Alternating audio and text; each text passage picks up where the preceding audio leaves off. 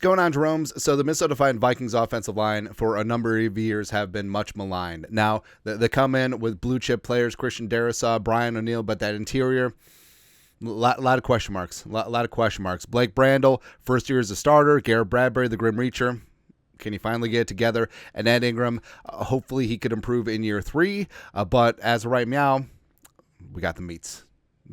And the offensive line was low-key extremely impressive against the greasy, grimy Green Bay Packers. And it was a concern. I mean, playing in their building, crowd noise, all of those factors, Rashawn Gary, Kenny Clark. But overall, the Vikings offensive line had their best game of the season against Green Bay. Darnold was pressured on 11 of 33 dropbacks, 33%, which is actually a season low, which has been an issue throughout the first 3 games. Only 2 sacks allowed. Only one credited to the offensive line. Brandel on that delayed blitz by Quay Walker. It is what it is. That's Brandel's first sack allowed on the season. And also the second one of Keshawn Nixon coming in on the corner blitz unblocked. Like, it didn't even get credited to anyone. And Kevin O'Connell, he took ownership of that. It was a bad play call. So you're going away from Nixon. He had a free release. It happens, man. No offensive lineman allowed more than 2 pressures, including Ed Ingram and Garrett Bradbury. It's great. Also, here's what's amazing. Kenny Clark, 2 pressures, 0 sacks on 28 reps. Rashawn Gary, 0 goose egg. DeAndre Russell pressures on 0 sacks.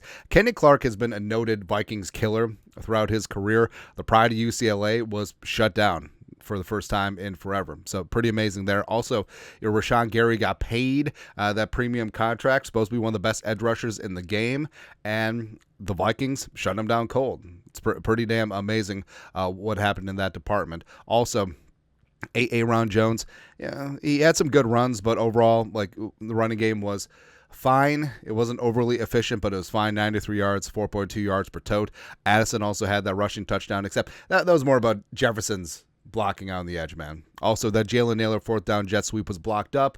Naylor just lost his footing. It is what it is. But also, major credit to Aaron Jones, pass blocking, CJ Ham, as well as Josh Oliver. I mean, we always talk about Josh Oliver and how he's massively underrated. I know people are pissed off. 3 years, $21 million for a blocking tight end. Yes. And Oliver has greatly contributed to the Vikings' physicality up front.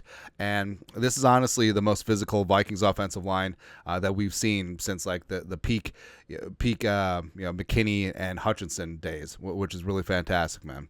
O-line this season. So they improved markedly in run blocking and pass blocking grades. Darrisaw only allowed 1 pressure on Sunday against Packers, 0 sacks. And overall, like, they are improving and growing and showing and gelling and coming together, which is fantastic. So that's a major testament to Chris Cooper coaching them up, especially guys like Ed Ingram, guys like Blake Brandel, because like I said, it was a huge risk signing Blake Brandel first to a 3-year deal when Dalton Risner had played pretty damn solid pass blocking last year. No one run blocked very well last year, but turning things around on the ground, I mean, you got to give Chris Cooper his flowers. Like, he had confidence in his guys, and they're working together, and they're coming around. And now you got the Jets defense over in London, and I mean, the Jets defense on paper, on purpose, isn't quite as dominant as it has been in previous years, but they still have talent.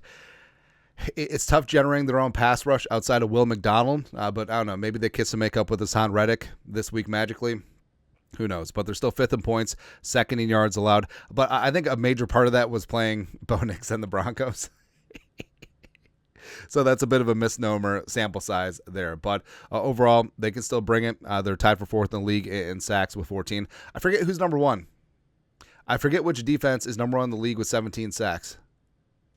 No, the names escape me. But also, this offensive line is going to get a boost as Dalton Risner. He's eligible to return off of injured reserve, and they have talked about, Kevin O'Connell's talked about they're going to be very cautious with Risner and Hawkinson, so it may not be for a couple weeks. But Ed Ingram is coming off one of the better games of his career, which is fantastic. We love to see growth there in year 3. And also, Quisenberry has shown that he's a very competent swing backup tackle, and Diamond Dan Feeney there in the middle. So overall, you feel pretty good. Again, it's a really weird feeling as a Vikings fan, and you got to knock on all the wood. It's like, please, higher being deity, I don't care what you believe in, just please give thoughts and prayers and all of the stuff. Please let this offensive line continue to grow and be good.